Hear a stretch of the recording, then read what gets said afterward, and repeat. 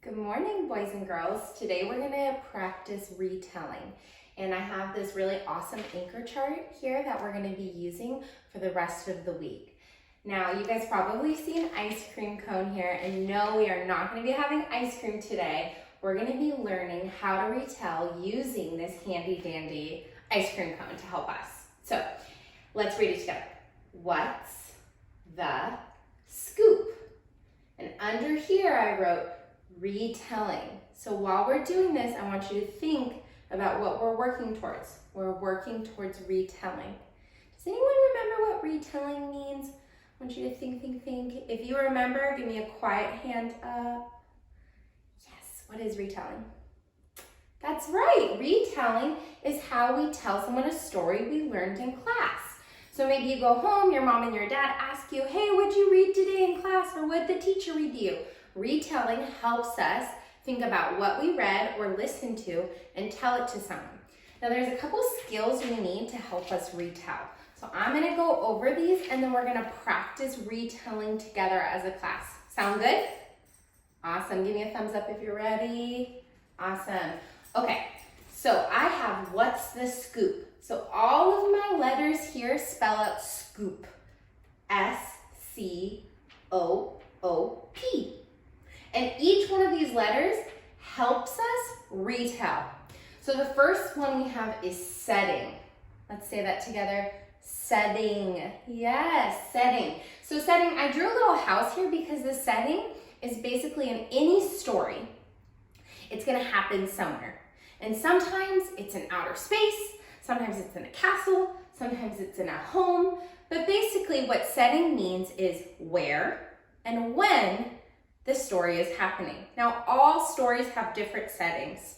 Sometimes it's a make-believe setting, and sometimes the setting might look like a school where we go to. So when we're reading a story, we need to think about, where is this story happening? And that's very important because normally, if a story is happening in outer space, it's probably about outer space, right? It's probably not about like a farm. Or if a story is happening at a farm, it's probably about farm animals, right?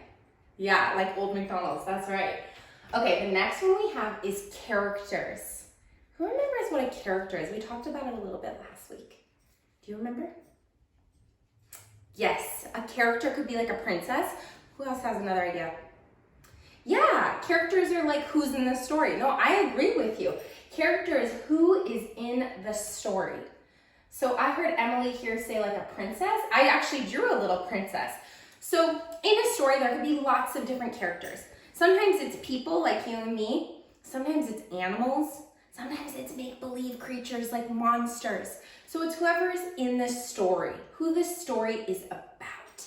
And that's really important to remember because the characters kind of tell us what the story's about.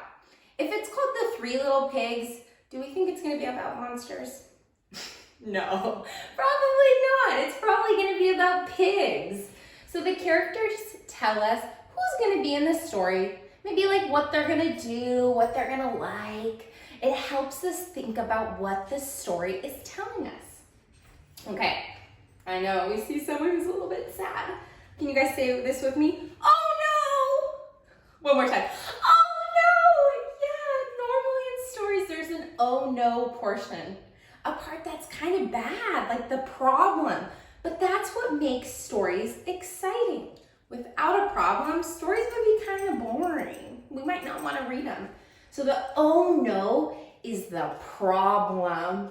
What is the problem in the story? Like in The Three Little Pigs, right? They have a problem with their houses. Who can think of another problem from a story we read? I want you to think. Who has an idea?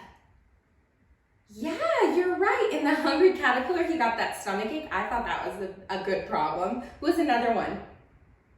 You're right. In Rainbow Fish, people didn't want to be his friend. You guys are so good. I see so many hands. And you guys can tell me about the other problems during recess. Okay? Keep them in your heads. Don't forget. Okay, the next one we have is order of events. Now that one sounds a little bit tricky, but it's not that tricky. Order of events is just telling the story in the right order. I know it's not that hard, huh? So order of events would be like in The Three Little Pigs, You don't want to go to the very end of this story, right? Where they beat the wolf. You want to say it in the right order.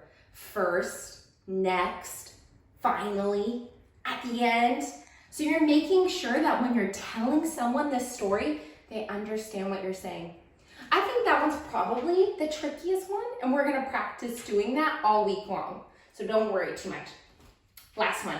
I have a smiling girl here. Smiling girl. And it means the problem has been solved. So up here we have the problem, but at the end of the story, normally the problem is solved. So it says, how is the problem fixed or solved? So that's normally at the very end of the book, we find out how it's fixed. And that's the exciting part of the story, right? We like to see how the story ends. When people are listening, they want to hear how the story ends. So I want you guys to say this with me. Ready? I can solve problems.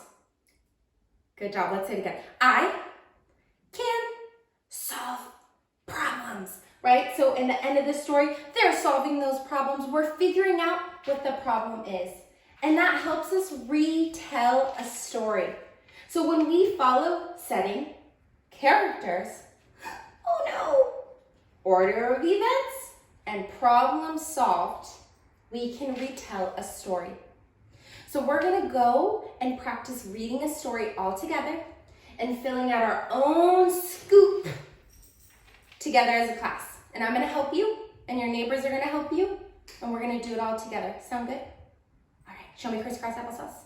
Hands in your lap, grab bubble. Okay, I'll tell you to go to your groups.